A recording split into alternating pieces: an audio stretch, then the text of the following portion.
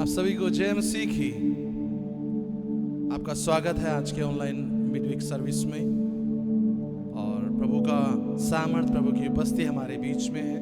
मैं विश्वास करता हूं कि आप सभी आनंदित हैं और प्रभु में मग्न हैं। आप लोग सभी लोग कमेंट में जय मसीह की हालेलुया बोल सकते हैं यदि आप मेरी आवाज़ को सुन रहे हैं तो। आइए कुछ समय प्रार्थना करके प्रभु की हजूरी में आनंदित होने का समय है, क्योंकि प्रभु का वचन कहता है प्रभु में सदा आनंदित रहो। मैं फिर कहता हूँ प्रभु में सदा आनंदित रहो। आपके जीवन में हो सकता है बहुत सारी परेशानियां, बहुत सारी दिक्कतें चल रही होंगी, पर उन सब चीजों के ऊपर जब आप आनंद मनाएंगे तो प्रभु का ये वचन कहता है प्रभु में सदा आनंदित रहो। इस समय जब हम आराधना करते हैं, क्योंकि वो यीशु जो हमें जय देने वाला यीशु है वो हमारे साथ में है।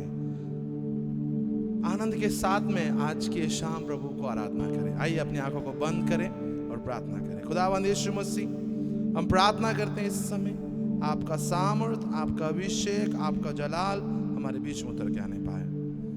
आप हमसे बातचीत करें, आपका सामर्थ, आपकी अगुवाई हमसे बातचीत करें पाए। पवित्र आत्मा, हम आपका स्वागत करते हैं आज के इस दिन में, आज के इस समय के लिए। यीशु मैं धन्यवाद करता हूँ, धन्यवाद करते हैं यीशु के नाम से, आमीन। आइए कुछ गीतों गा के प्रभु को महिमा करेंगे।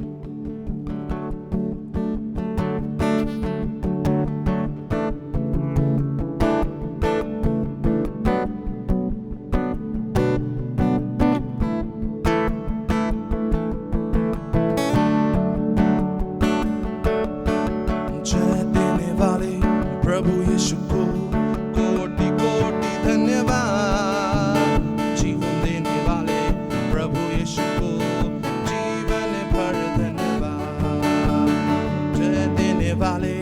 प्रभु यीशु को कोटि कोटि धन्यवाद। जीवन देने वाले प्रभु यीशु को जीवन भर धन्यवाद। हालेलुया हालेलुया गाएंगे आत्मा से भरकर गाएंगे। हालेलुया हालेलुया गाएंगे आत्मा से भरकर नाचेंगे। मेरा यीशु जिंदा है,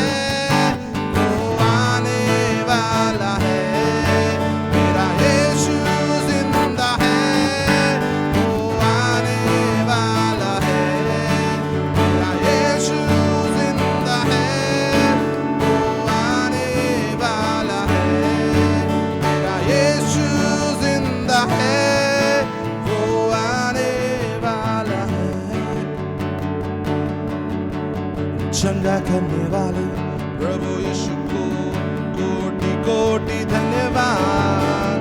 छुटकारा देने वाले प्रभु यीशु को जीवन भर धन्यवाद। चंगा करने वाले प्रभु यीशु को कोटि कोटि धन्यवाद।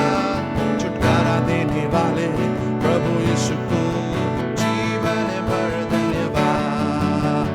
हालेलुया हालेलुया गाएंगे आत्मा से भरकर गाएंगे। हालेलुया हालेलुया गाएंगे आत्मा से भरकर गाएंगे। मेरा यीशु जिंदा है, वो आने वाला है। मेरा यीशु जिंदा है, वो आने वाला है। मेरा यीशु जिंदा है,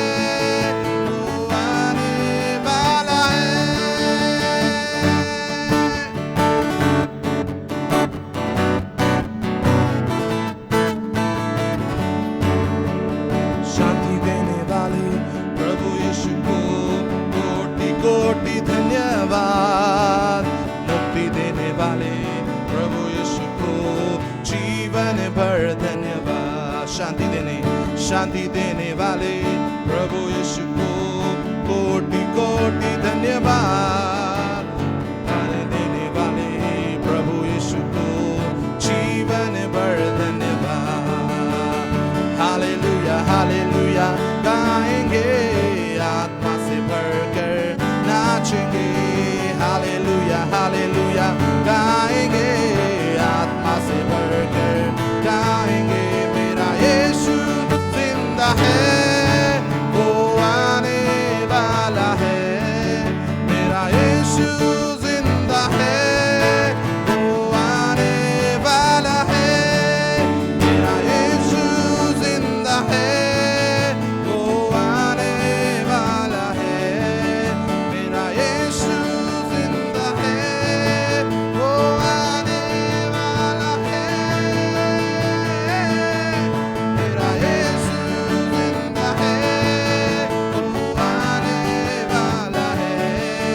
मेरा यीशु जिंदा है, वो आने वाला है। हालेलुया हालेलुया गाएंगे, आत्मा से भरकर नाचेंगे। हालेलुया हालेलुया गाएंगे, आत्मा से भरकर नाचेंगे। मेरा यीशु जिंदा है, वो आने वाला है। मेरा यीशु जिंदा है, वो आने वाला है। मेरा यीशु जिंदा है, वो आने वाला है। मेरा यीशु जिंदा है, वो आने वाला है। मेरा यीशु जिंदा है, वो आने वाला है। आइए मिलकर धन्यवाद करें। यीशु वो जिंदा यीशु हमारे बीच में है, वो जो आने वाला है।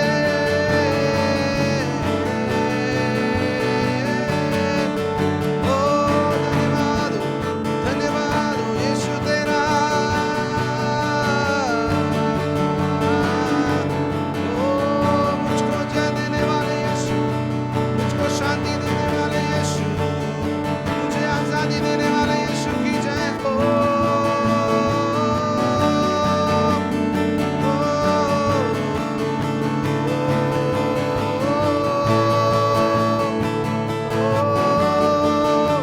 धन्यवाद धन्यवाद यीशु धन्यवाद।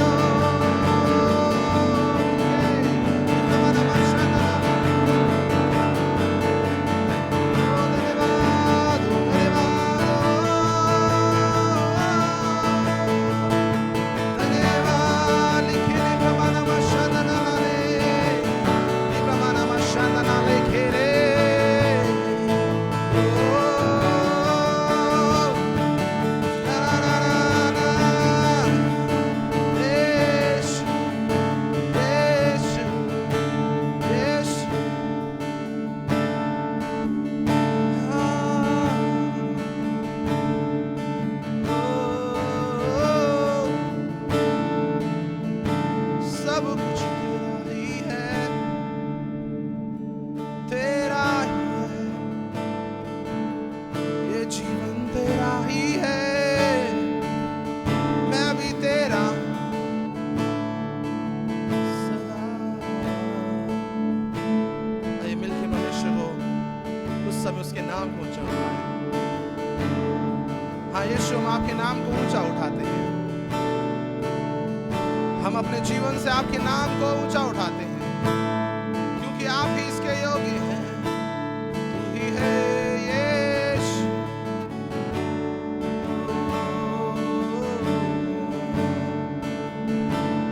ओ ले रमाना माशाना नाला ले खेले बेबे, ले रमाना मना मना माशोलो खेले बेबे। पवित्र आत्मा का सामर, पवित्र आत्मा का अभिषेक हमारे बीच में उतरने पाए, हर एक जन को छूने पाए, वो हर एक जन आत्मा में भर जाने पाए। लेखा ना मानो लोरी बरमना बना शंदना ले।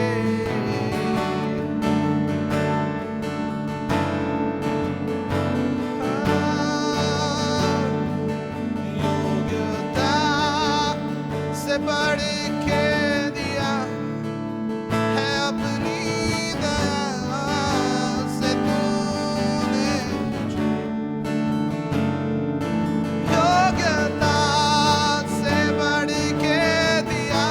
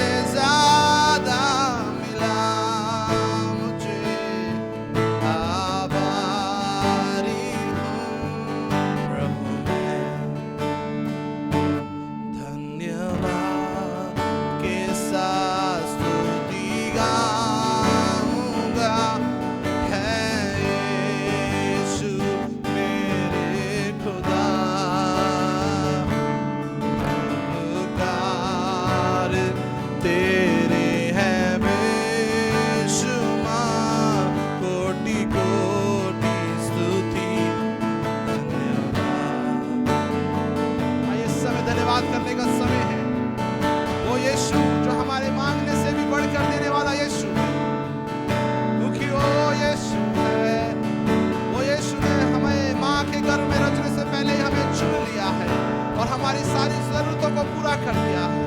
खुदा यीशु आपका वचन में लिखा है कि हमारे मांगने से पहले आप जानते हैं कि हमारी जरूरत क्या है। तो इस समय वो चिंता को छोड़ दीजिए, वो हमारी जरूरतों को पूरा करने वाला यीशु है। केवल मात्र उसको धन्यवाद दे। धन्यवाद हो तेरा,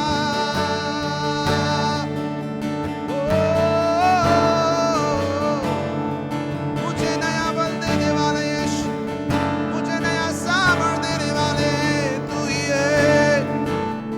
धन्यवाद हो तेरा यीशु। पवित्र आत्मा का सामर्थ, पवित्र आत्मा का अभिषेक, उसकी उपस्थिति हमारे बीच में।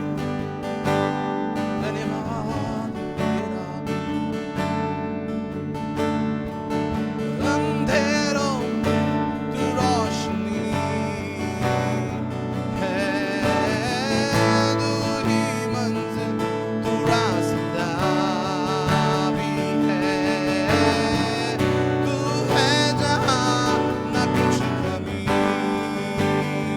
है, तेरा ही नाम जिंदगी है। अंधेरों में रोशनी है, तू ही मंजिल, तू रास्ता भी है, तू है जहाँ न कुछ कमी है, तेरा ही नाम जिंदगी।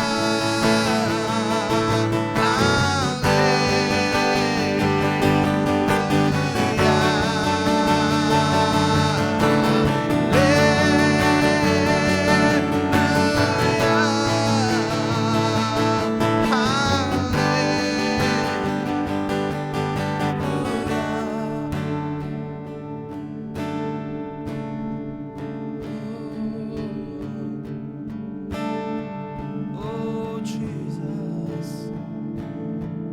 तू ही है वो अंधेरों में रोशनी देने वाला, मुझे सहारा देने वाला, मेरे अकेलेपन में मुझे निकालने वाला। तू ही है यीशु, तू ही है यीशु, तू ही है यीशु मेरा प्रभु। तू ही है यीशु, तू ही है यीशु, तू ही है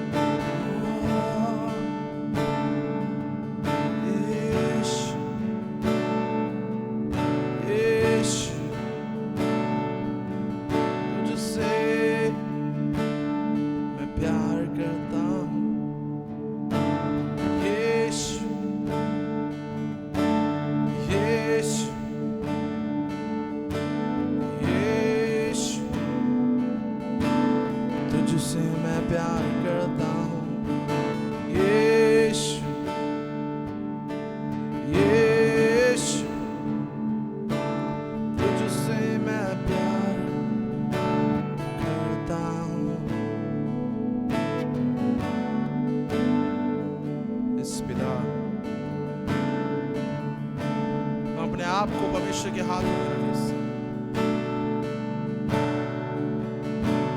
उसके नाम से आनंदित होना शुरू करें। वो आनंदित होके और स्वर्ग की ओर देखे और बोलना शुरू करे कि यीशु आपने मुझे आनंद से भरा है, मुझे आपने आनंद से भर दिया है यीशु। अब मेरे जीवन में निराशा का कोई अधिकार नहीं, रोने का कोई अधिकार नहीं, क्योंकि आपने मुझे आनंद से भर दिया है।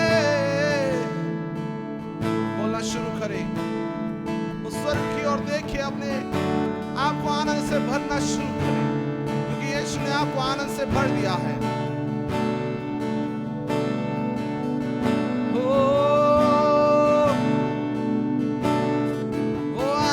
भरने वाला यीशु है, वो आनंद से भरने वाला यीशु है।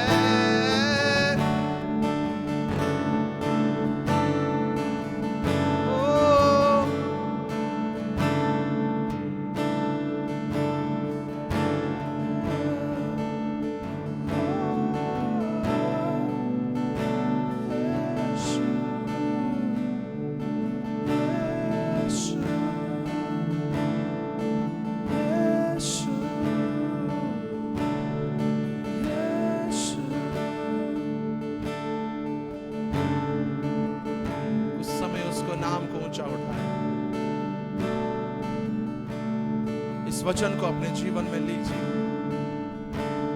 प्रभु का वचन कहता है कि जिस प्रकार से यदि आप निराशा में हैं तो उसे आशा देने वाला यीशु। फिलिपियों की पुस्तक में लिखा है, प्रभु में सदा आनंदित रहो। मैं फिर कहता हूं, प्रभु में सदा आनंदित रहो। ये वचन आपके लिए है। यदि आप निराशा में हैं, यदि आप किसी चीजों से परेशान हैं और उदास है आपके जीवन में, मेरे प्रिय परमेश्वर आज आपसे कहता है कि मैंने तुझे आनंद से भरा।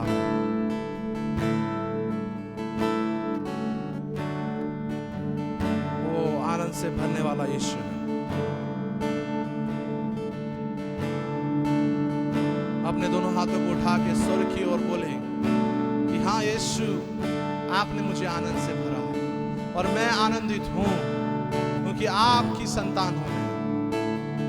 मेरे ऊपर वो रोने की, वो उदास की, वो उन सब चीजों का कोई अधिकार नहीं है, क्योंकि मुझे आपने प्रभु जी आनंद से भरा है। वो आनंद से भरा है। मेरे जीवन में आनंद ही आनंद है यीशु।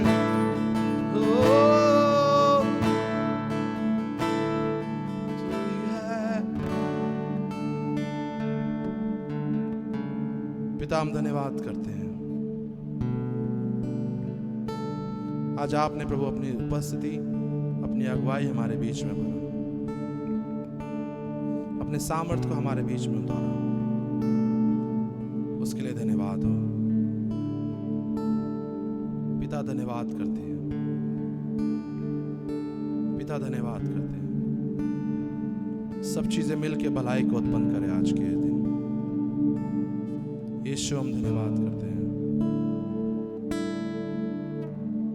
यदि हमारे बीच में, यदि जो हमारी आवाज को सुन रहा है ऑनलाइन, यदि इसके जीवन में कुछ उदास या निराशा है, तो उसको प्रभु आप आनंद से भर रहे हैं। पिता, हम धन्यवाद करते हैं। आई के समय प्रभु आपकी उपस्थिति को मांगते हैं, आई के वचन को प्रभु आपकी उपस्थिति से मांगते हैं। पिता, धन्यवाद करते हैं। यीशु के नाम से मांगते हैं, आमीन।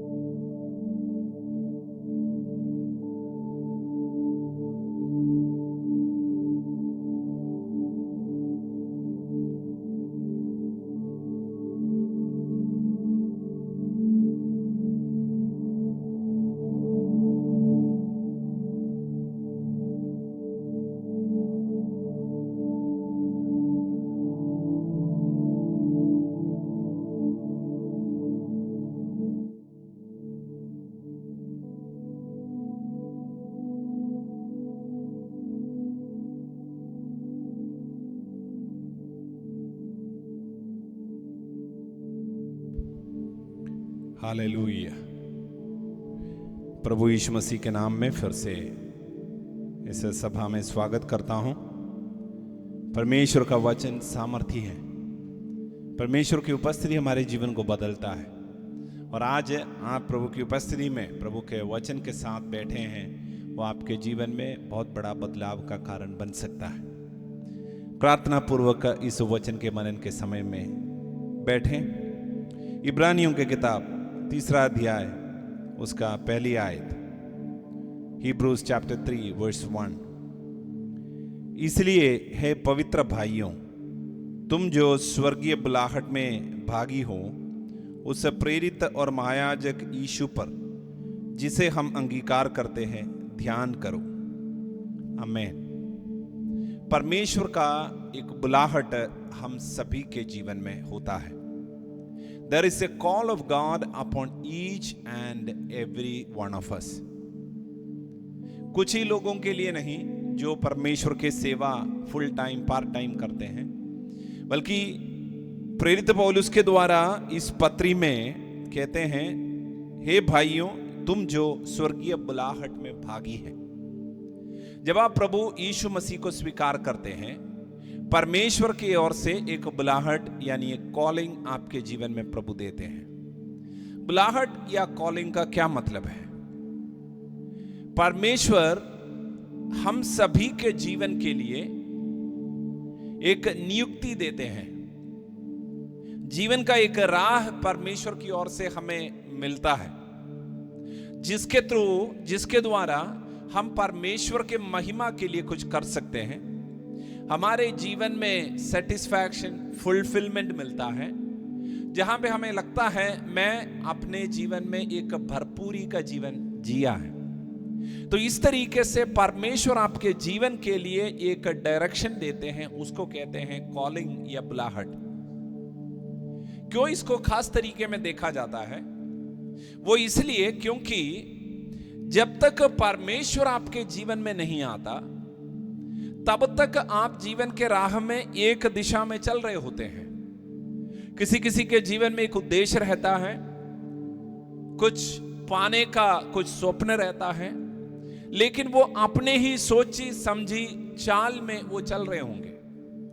लेकिन जैसे परमेश्वर उसके जीवन में इंटरवीन करते हैं, तब उसके जीवन का राह काफी बार बदल जाता है। बहुत बार उसका रफ्तार बदल जाता है, लेकिन हर बार जीवन के बारे में उनको एक क्लैरिटी मिलने लगता है। भविष्य को लेकर जो चिंताएं रहता था, वो उनके दिमाग से दूर हो जाता है। उनको पता है मैं एक दिशा की ओर बढ़ रहा हूं, मेरे जीवन का एक मकसद है, मेरे जीवन का एक मीनिंग है, ये मीनिंगलेस लाइफ नहीं है। आमीन।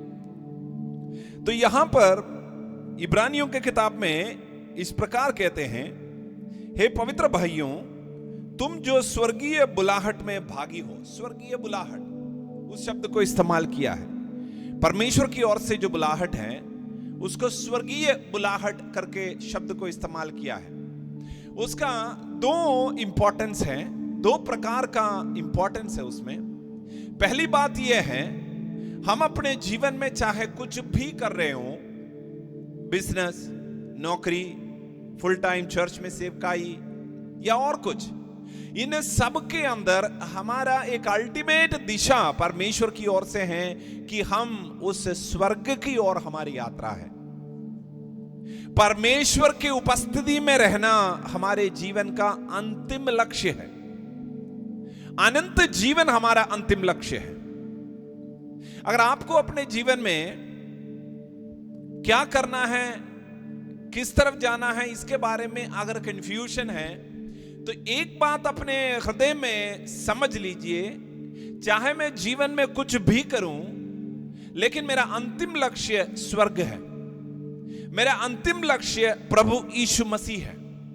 मेरी यात्रा का जो लक्ष्य स्थान है, वो परमेश्वर की ओर है। यानी मैं जो भी करूंगा, मेरा सारा इन्वेस्टमेंट, मेरा सारा फोकस हमेशा उस स्वर्ग के जीवन के लिए होना चाहिए।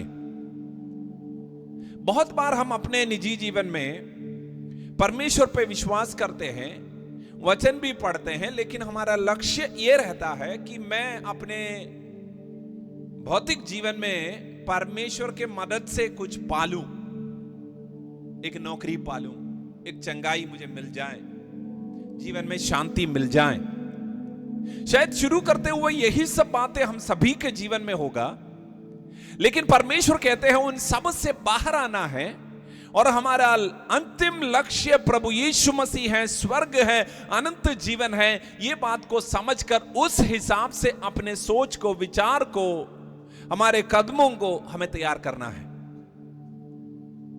कोई नहीं जानते वे अपने जीवन में कितने समय तक जिंदा रहेंगे, कोई नहीं जानते। आज ही मेरे जीवन का अंत हो सकता है, मैं अगले 50 साल या 100 साल जी सकता हूं, इनमें से कुछ भी हो सकता है, लेकिन मेरे जीवन का एक एक दिन मुझे इस उद्देश्य के साथ, इस सोच के साथ जीना है। अगर आज मेरे जीवन का अंतिम दिन है तो मैं उस हिसाब से अपने आज के जीवन को, समय को बिताऊंगा। आमीन। हमारा बुलाहट स्वर्गीय बुलाहट है। और उसका दूसरी पहलू यह है, अगर ये स्वर्ग की ओर से दिए गए बुलाहट है, तो मेरे जीवन के चाहे किसी भी प्रकार के रुकावट या चुनौती मेरे सामने आए, जब तक स्वर्ग का परमेश्वर की ओर से ये बुलाहट है, तब तक ये रुकावटें मुझे रोक नहीं सकता। आमीन।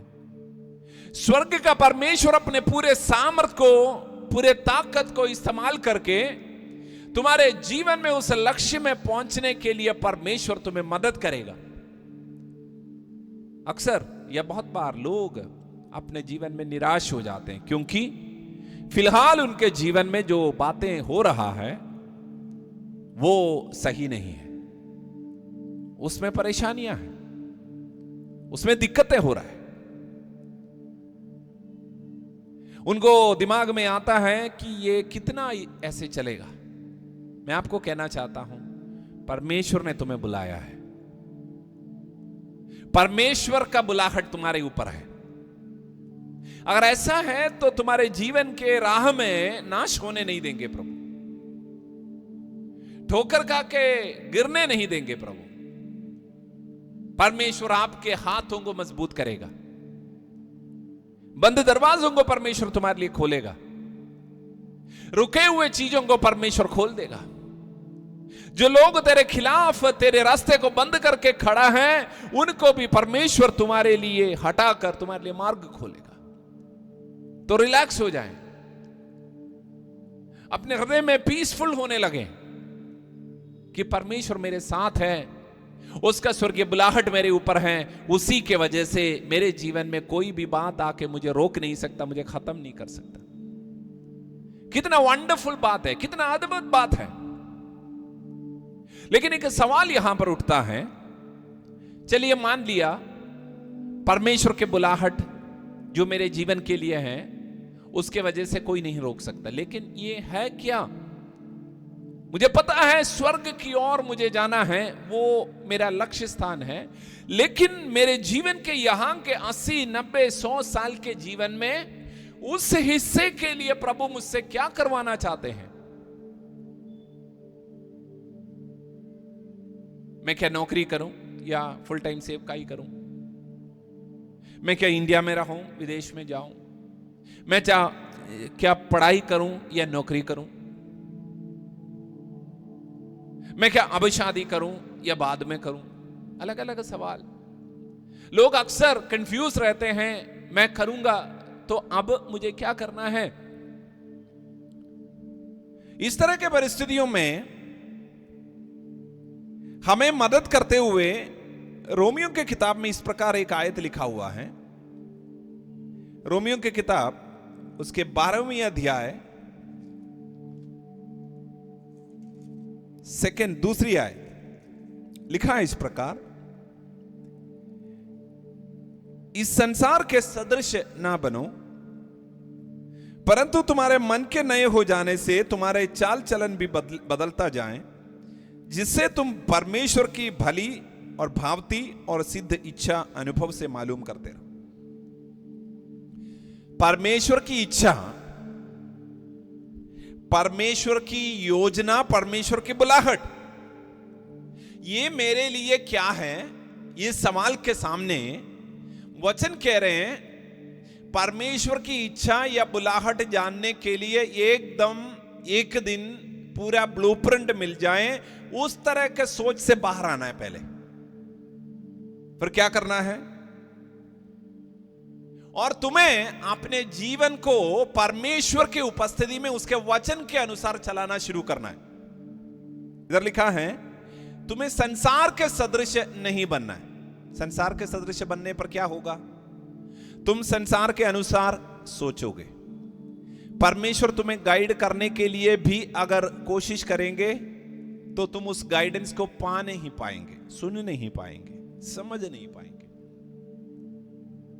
तो परमेश्वर के बुलाहट को तुम्हारे जीवन में तुम पाना चाहते हो, महत्वपूर्ण बात है कि दुनिया के सदृश्यता में तुम जो चल रहा था उससे बाहर आना है। नहीं है तो परमेश्वर के बुलाहट समझ नहीं पाएंगे, उसमें चल नहीं पाएंगे। दुनिया के सदृश्यता में चलने के क्या बात है, क्या मतलब है? दुनिया के सोच में, उसके तौर तरीकों में, उस शोर में रहने का वो जो आदत है उसमें से बाहर आना है और परमेश्वर के साथ चलना शुरू करना है। प्रभु के राज्य के सदृश्यता में चलना शुरू करना है। सदृश्यता का मतलब उसके अनुसार, उसके अकॉर्डिंगली, उस टेम्पलेट में। फिर लिखा है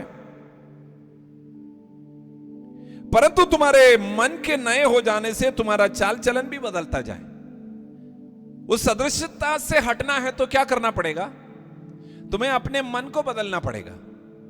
जो मन दुनिया के तरीके में सोचता था, उसी के चीजों को चाहता था, उसी के धुन में रहता था, उस मन के चाल चलन को बदलना पड़ेगा।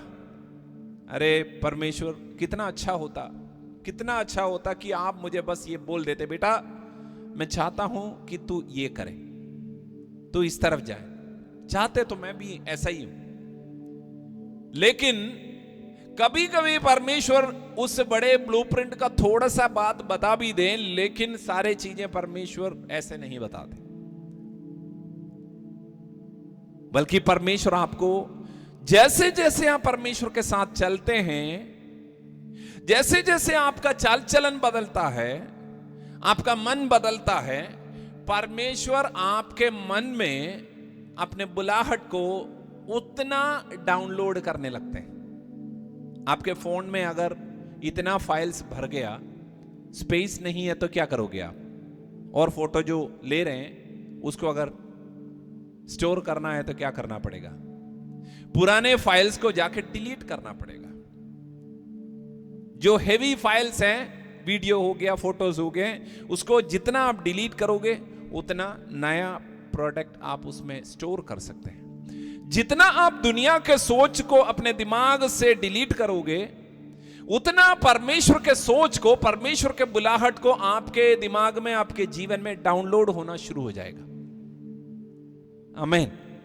फिर उसमें लिखा है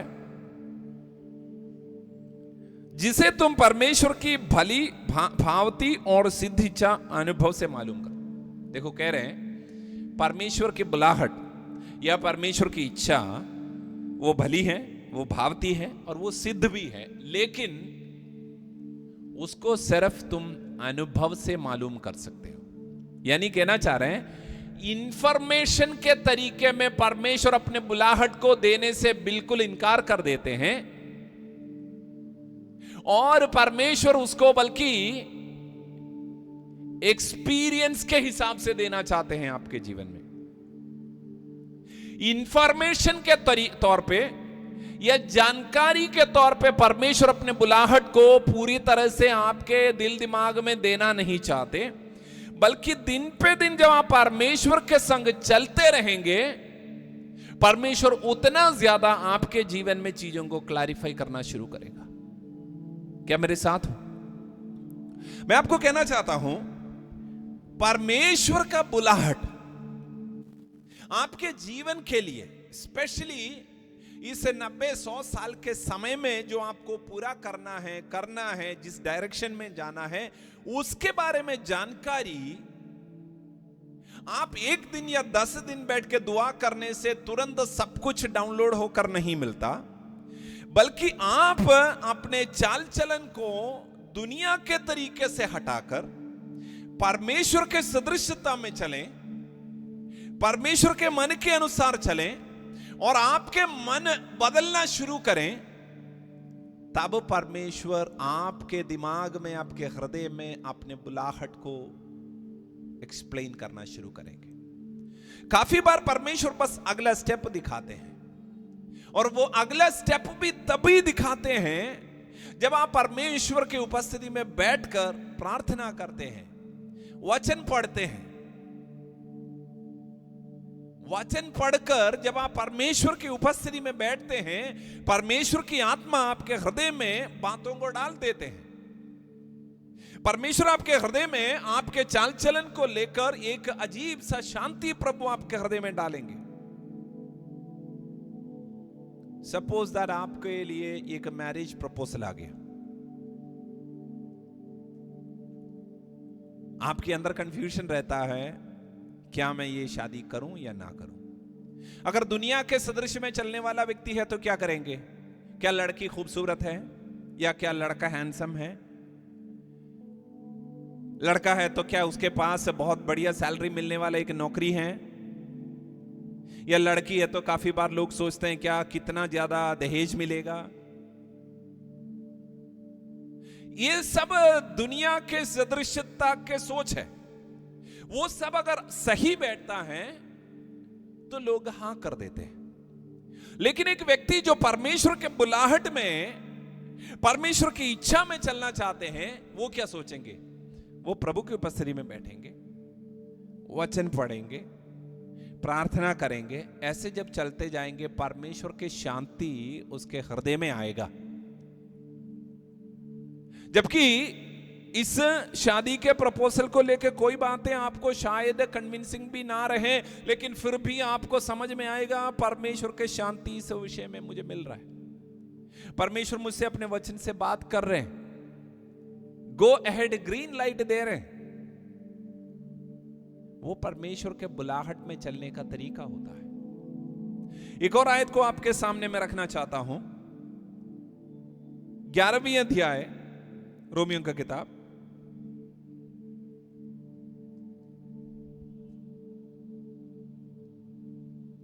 उसका 29वीं आयत। रोमियो की किताब 11वीं अध्याय 29वीं आयत, उसमें लिखा है, क्योंकि परमेश्वर के वरदान और बुलाहट अटल है। इंग्लिश में इस प्रकार है, the calling and the gifting of God is irrevocable. क्या मतलब? कह रहे परमेश्वर की योजना तुम्हारे लिए जो है वो परमेश्वर कभी नहीं बदलता। परमेश्वर के बुलाहट को परमेश्वर देकर पीछे नहीं हटता, परमेश्वर उसको चेंज नहीं करते। काफी बार लोग कंफ्यूज रहते हैं। मैं अपने जीवन में जैसे प्रभु के इच्छा में चलना था, मेरे से हो नहीं पाया और बहुत समय बीत गया है। क्या अब परमेश्वर उस बुलाहट को मेरे जीवन में होने देंगे? क्या परमेश्वर के उस योजना को मैं फिर से पूरा कर सकता हूं या नहीं? क्या परमेश्वर मुझसे इतना नाराज हो गया कि अब कुछ नहीं हो सकता? नो, वचन कह रहे हैं उसका बुलाहट और उसका जो गिफ्टिंग्स है वो ना बदलने वाला है, अटल है। उसका वरदान और उसका बुलाहट अटल है। परमेश्वर जब आपको देखते हैं, आप प्रभु के दृष्टि में बहुत खास इंपॉर्टेंट व्यक्ति हो। प्रभु कहते हैं तेरे लिए मेरी योजना बहुत बड़ी है। यिर्मयाह नबी को जब परमेश्वर उसको बुला रहे थे, सेवकाई के लिए। उससे बात किया जब वो थोड़ा बड़े हुए, लेकिन उससे जब कह रहे थे, परमेश्वर ने कहा मैंने तुझे अपने मां के कोख में, जब तू पैदा भी नहीं हुआ था तब ही मैंने तुझे भविष्यवक्ता होने के लिए बुलाया। वाह, व्हाट ए कॉलिंग। हमें लगेगा हाँ यिर्मयाह के लिए ऐसा था या और किसी के लिए ऐसे था, लेकिन मेरा क्या। मैं आपको कहना चाहता हूं, परमेश्वर आपके बारे में सोचते हैं कि तू पैदा होने के पहले परमेश्वर की ओर से तेरी योजना ऑलरेडी अनचेंज, अटल होकर उसको प्रभु ने प्लान कर दिया है। लेकिन क्या इस तरीके से प्रभु की योजना होने के वजह से अपने आप यह पूरा होगा? नहीं होगा, बल्कि क्या करना पड़ेगा? अपने आप को दुनिया के सदृश्यता से हटाकर अपने मन को परमेश्वर के वचन के अनुसार बदलते हुए उसके आवाज को सुनने की एक प्रक्रिया मेरे जीवन में होना है, ताकि मैं उसके बुलाहट को थोड़ा थोड़ा थोड़ा थोड़ा करके समझते जाऊं। प्रभु की बुलाहट, प्रभु परमेश्वर के बुलाहट मेरे जीवन के लिए जो है, उसके बारे में मेरा समझ जिस दिन मैंने प्रभु यीशु को ग्रहण किया तब थोड़ा सा था, इतना क्लियर नहीं था। वो हुआ था 98 में, लेकिन 2000 आया तो परमेश्वर के बुलाहट का एक और हिस्सा मुझे समझ आया कि मुझे प्रभु के सेवा करने के लिए, फुल टाइम सेवकाई में निकलने के लिए मुझे बाइबल कॉलेज जाना है। फिर अगले 4 साल क्या करना है, ज्यादा कुछ समझ में नहीं आया। 2004 में फिर मुझे थोड़ा और समझ में आया कि मुझे प्रभु के सेवा में शामिल होते हुए दिल्ली में वापस आना है। 2009 में फिर समझ में आया जो मैं कर रहा था उसमें से मुझे अभी निकलने का समय आ गया है। अभी मुझे अलग अलग जगहों में, दूर दूर जगहों में जाके प्रभु की सेवा करना है। थोड़ा थोड़ा करके प्रोग्रेसिवली प्रभु के प्लान को समझते गया, उसके बुलाहट को समझते गया। अब इस उम्र में आकर उसके बुलाहट को मैं कंप्लीटली समझ नहीं पाया, लेकिन अंदाजा हो गया, क्योंकि किस दिशा में जा रहे हैं समझ आ गया। अगर मैं एक दिशा में जा रहा हूं, यहां से उत्तर की ओर जा रहा हूं, अगर मैं उत्तर की ओर जा रहा हूं तो मुझे पता है उत्तर दिशा में कौन कौन सा जगह आता है। मुझे पता है मैं इसी दिशा में अगर चलते जाऊं, मैं कश्मीर भी पहुंच सकता हूं, कश्मीर के बाद शायद पाकिस्तान भी पहुंच सकता हूं, उसके बाद और उसके आगे जो देश है वहां पहुंच सकता हूं, एक ही दिशा में चलूं तो मैं जिस दिशा में प्रभु की योजना को पूरा करने के लिए जब निकल पड़ा हूं, उसके आगे क्या क्या होने वाला है उसका एक अंदाजा मुझे है। अल्टीमेटली स्वर्ग मेरा लक्ष्य स्थान है, लेकिन उसके अंदर दिन पे दिन, एक साल के बाद अगले साल, एक एक उम्र के एक एक लेवल में क्या करना है परमेश्वर समय समय पर मेरे लिए प्रकट कराएगा। और मेरे लिए जरूरी है इस बात के बारे में मुझे भरोसा हो कि परमेश्वर के बुलाहट मेरे ऊपर है, उस बुलाहट में मुझे डेली चलना है। ताकि डेली चलना है कैसे? By sitting in God's presence, परमेश्वर की उपस्थिति में बैठकर, मेरे सोच विचार को बदलने के द्वारा। और मुझे समझना है परमेश्वर के बुलाहट मेरे जिंदगी भर बना रहेगा, परमेश्वर उसको हटाएगा नहीं, बल्कि परमेश्वर उसको पूरा करने के लिए मुझे लगातार मदद करेगा। मैं आपको कहना चाहता हूं, आपसे पूछना चाहता हूं, क्या आपको मालूम है परमेश्वर के बुलाहट आपके लिए क्या है? क्या आप परमेश्वर की उपस्थिति में अपने जीवन को उसके सदृश्यता में बदलते हुए क्या प्रभु के उपस्थिति में अपने आप को देते जा रहे हो? अगर नहीं है तो क्या होगा? आपके जीवन में असंतुष्टि, डिससैटिस्फैक्शन होगा।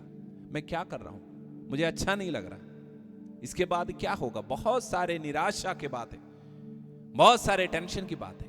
लेकिन प्रभु की योजना को पूरा करने वाला एक व्यक्ति, बुलाहट में चलने वाला एक व्यक्ति, उसको पता है मैं नहीं जानता कल मेरा कैसे होगा, लेकिन मुझे मालूम है मेरा परमेश्वर उसके लिए, उस कल के लिए कुछ अद्भुत चीजों को तैयार किया है। मेरी प्रार्थना है आप परमेश्वर की योजना में चले। मैं इस समय आपके लिए दुआ करता हूं। खुदाबंद परमेश्वर आपके लोगों को पिता पुत्र पवित्र आत्मा के नाम में मैं आशीष करता हूं, वे आपके बुलाहट में चलने वाले लोग होने पाए। उस बुलाहट के बारे में उनके अंदर एक भरोसा होने पाए।